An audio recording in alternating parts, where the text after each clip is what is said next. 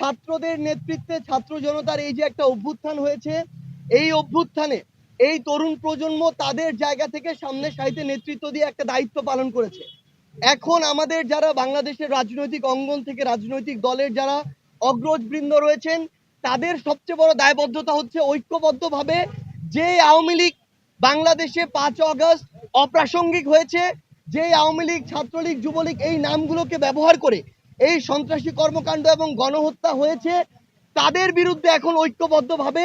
আমাদের যে প্রতিক্রিয়া সেটি দেখাতে হবে, এই নিষিদ্ধের প্রক্রিয়ায় যেতে হবে।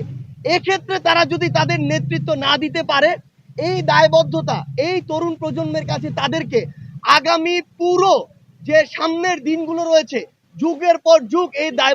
দায়বদ্ধতা তাদেরকে বহন করতে হবে। এবং আমরা আমাদের জায়গা থেকে আরেকটা জিনিস স্পষ্ট করে বলেছি, আমরা দেখতে পাচ্ছি পুরো বাংলাদেশে যখন অপারেশন ডেভিল হান্ট হচ্ছে, কিংবা যারা আমাদের শহীদ ভাইরা রয়েছেন, আহতরা রয়েছেন, তাদের মামলার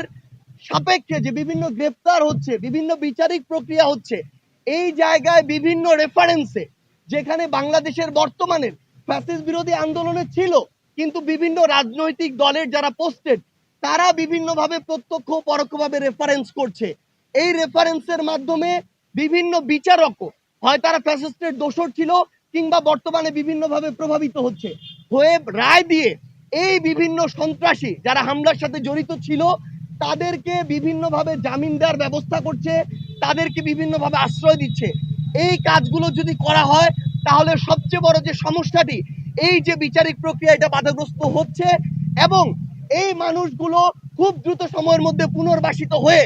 আজকে যারা ফ্যাসিস্ট বিরোধী আন্দোলন করেছে, আজকে ওই রুমে যারা একসাথে বসেছে, তাদের উপরে আবার হামলা করবে, হয় তাদেরকে অথবা তাদের যারা নেতাকর্মী। আমাদের বাংলাদেশে একটা ট্রেডিশন হচ্ছে নেতারা খুনি হাসিনার মতো খুব দ্রুত সেফ এক্সিটটা পেয়ে যায়, কিন্তু এই যে বাংলাদেশে এই অভ্যুত্থানে রাজপথে এমন যারা আন্দোলনে ছিল, আপনারা সহ এই ছাত্র জনতা, তাদেরকে কিন্তু ওই খুনি হাসিনা এবং তার দোসররা ছাড়বে না। সেই জায়গায় আমরা প্রত্যক্ষ এবং পরোক্ষ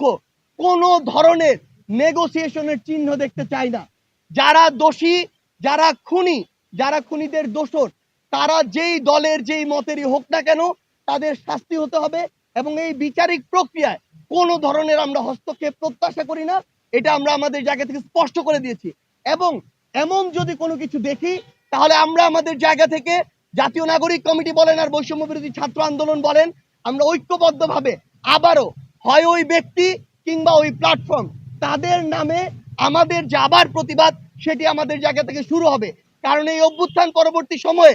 আমাদের সবচেয়ে বড় প্রথম এবং প্রধান দায়বদ্ধতা হচ্ছে ওই খুনিদের বিচার করা, এটা আমরা আমাদের জায়গা থেকে স্পষ্ট জানিয়ে দিয়েছি।